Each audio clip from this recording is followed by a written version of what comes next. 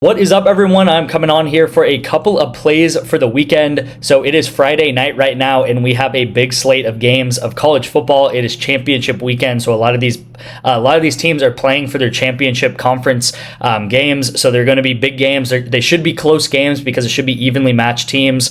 And then we also do have a full slate of NFL. So I'm going to actually hop into PrizePicks here in a second and give you guys two picks for the weekend that you guys can be pretty confident in, that are good correlated entries going into the games tomorrow that you can watch. And then there's going to be one pair that's going to be for the NFL. So what we do on this channel is I do this thing called correlation.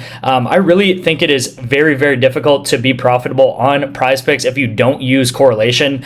Correlation, I really think, is the easiest way and the only way to go if you want to be profitable and if you are serious about being profitable on PrizePicks. And that's kind of what I'm about. You know, I think sports betting is obviously fun. We like to sports bet, but at the end of the day, if I'm going to spend time doing it, I want to win money as well. And you can see that is what we have done over the past 6 months. You can see this is the graph. So 6 months is a pretty good gauge of like the NFL season, college football season. Obviously, we're coming up on one of the most important times of this season too, which is playoff time. And these games should be even better now. So again, we're up more than 400 units over the past 6 months. This is without having any single month that has been below 50 units. Last month, actually in November, we went up 114 units. And if you're confused, if you're like, what's a unit? A unit is how much you bet on every single bet. So some of you guys bet $5 and that's your unit size. Some of you guys bet 20 and that's your unit size. Some of you guys bet 50 or $100 and that is your unit size. So units are a good way to kind of standardize how much profit that you should be making on my bets and tailing my bets. So I am going to talk about correlation a lot in this video, and that is probably how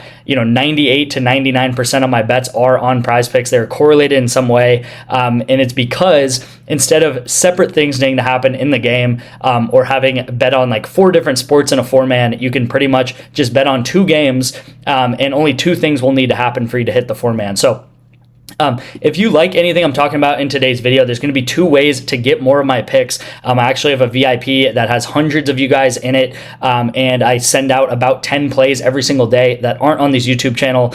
So the first way to do it is to text me the word rebet to my number on the screen. If you have an iPhone and if your state is in the orange right here, text me rebet. I will get you in for 2 months free on my VIP. All you're going to have to do is put $10 into this app.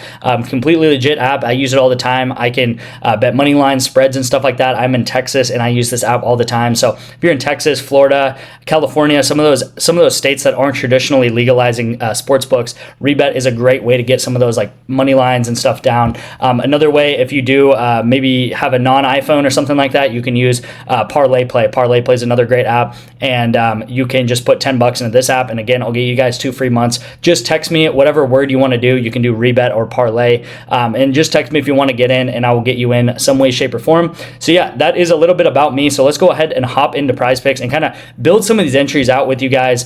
So obviously there's some big games going on, and because these teams are going to be close matches, right? It's normally the number 1 in the conference and number 2 in the conference facing each other. I'm looking to take a lot of overs this week. So normally honestly, I normally favor unders, but I'm looking to take overs because these teams are going to be evenly matched. So the games should be closer games. It shouldn't just be one of those games where the team's able to run the ball out in the 3rd quarter.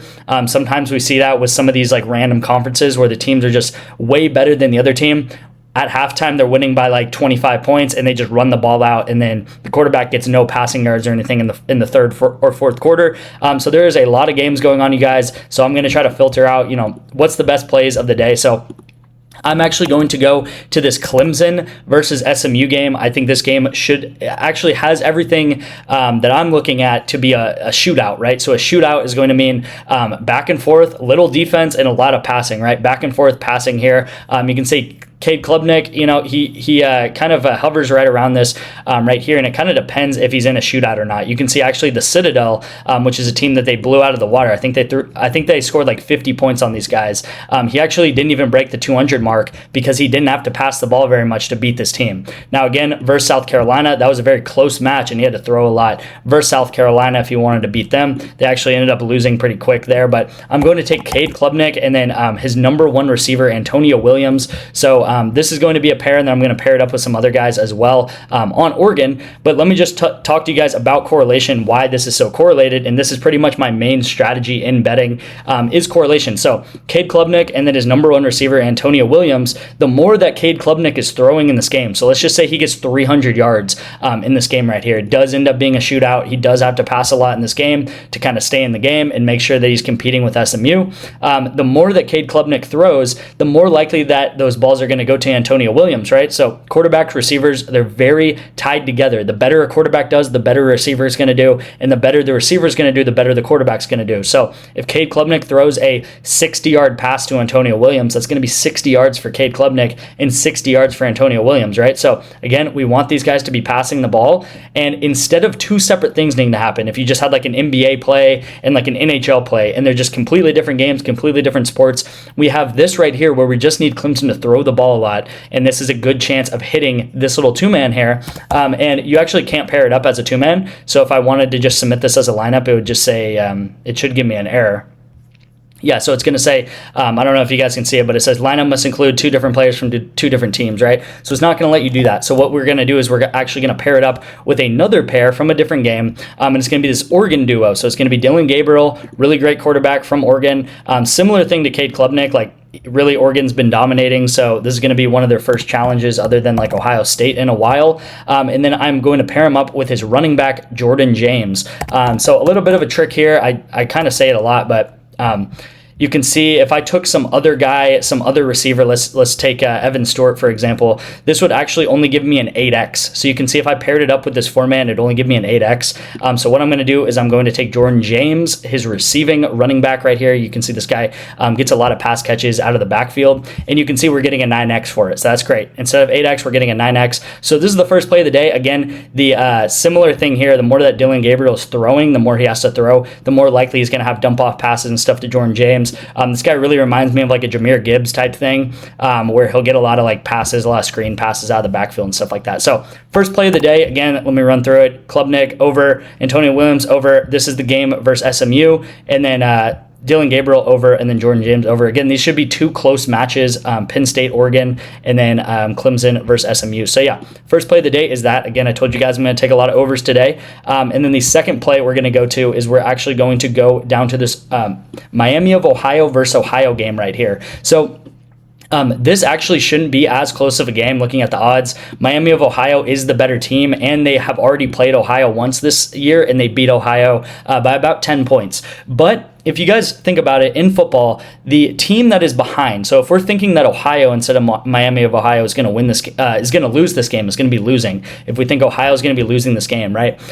The team that is normally losing a game is going to have to pass more, right? The team that is losing, trailing behind in the fourth quarter, they're going to be passing the ball more and trying to move the ball passing, because that's how you stop the clock, right? You throw the ball, get out of bounds, or it's an incomplete pass and the clock stops. Now, vice versa, if the other team is winning the game, then you're probably going to run more, and we'll kind of get into that when we get into the NFL play. But I honestly, at the end of the day, I think this is too low. I think this line is way too low for this guy. I mean, these guys are kind of fighting for their lives. This is the last game of the season for some of these teams, maybe a bowl game, but I mean, this is the last real game of the season. They're trying to win these title fights, and I think Parker Navarro, he's got it in him to throw 150, 160 yards, right? And then we are going to take his number one receiver, right? No need to really overcomplicate it with which receiver you're going to take. We're going to take Coleman Owen. You can see his stats are amazing. Against Toledo, he only got 8 yards, but all these other teams, he gets 100, 130, 140, like easily that many yards. So getting above 47 should be pretty doable for him. And again, if Parker Navarro throws for 200 yards, 250 yards maybe, then it's very likely that Coleman Owen, his number one target, is going to get above 50, 60, maybe even 70 yards in this game. And they don't have to win the game necessarily. They just have to be throwing a lot, right? So we kind of want them to be trailing in the game. So now we're going to hop over to the NFL. Again, this is just one of those bread and butter correlated duos. But as I was talking, I was kind of telling you guys that when a team is trailing, they run the ball less, right? When a team's behind, they're not going to run the ball. They're going to pass the ball. So what team do I think is going to be behind this week in the NFL? I think it's going to be the Rams. They're playing the Buffalo Bills. In my mind, I think it goes probably Lions, Bills, and then Chiefs. I'm probably forgetting a team, maybe like Eagles or something. But those are the really top tier teams. And even though the Rams, they're pretty okay, they're decent, I don't think they're going to come anywhere close to beating the Bills. They'll probably stay competitive, but I don't think they're going to beat the Bills. So what I'm going to do is I'm going to take Kyren Williams under rush attempts because, again, I think Rams are going to be trailing in this game. And then what I'm going to do is I'm actually going to go up to Cooper Kupp. I'm going to go to Puka Nacua. And I'm going to take him over receptions right here. So again, similar thing here, 9x. If I took, let's just say I took like Matthew Stafford over pass attempts or something, which would kind of be the same little thing here. We have not as much rushing and more passing. This would be an 8.5x, but honestly, in my opinion, just as good as taking Puka over receptions. He's a huge part of this offense. He gets a lot of receptions a game. When they are passing in these games, he gets a lot of receptions. I believe they beat the Saints, so he didn't have to catch many balls. And then they were losing, or they lost to the Eagles. They lost to the Dolphins, and I think they actually beat the Patriots, but that was in the fourth quarter. So you can see whenever the Rams are losing a game, Rams pass a lot, right? Stafford, I think he's one of the top players that's come back in the fourth quarter and stuff. So he has a lot of passing in the fourth quarter normally. And again, Kyren Williams is not going to get handed off as much when that does happen. And I do see them being down in this game because they're playing the really great Bills team right here. So again, take this Ohio duo. Hopefully we can cash this for Saturday morning, and then we will be set up for Sunday afternoon, this Rams and Bills game right here. Again, less rushing attempts on Kyren Williams and then more receptions on Puka Nacua, because I think that the Rams are going to be behind and be throwing the ball more to get back in this game. All right, that is the second play of the day. Let me go ahead and lock this one in as well. That's going to be it. That's going to be it for the plays for the weekend. I'm going to be sending more out, obviously, on the VIP and stuff like that. Again, you guys can text me any of those words. Get signed up for those apps. Get signed up for my VIP for 2 months. That's going to take you all the way up until Super Bowl 58. Again, thank you guys so much for watching. Let's have a hopefully great day of betting tomorrow, as well as Sunday. I appreciate you guys so much, and I will see you in tomorrow morning's video.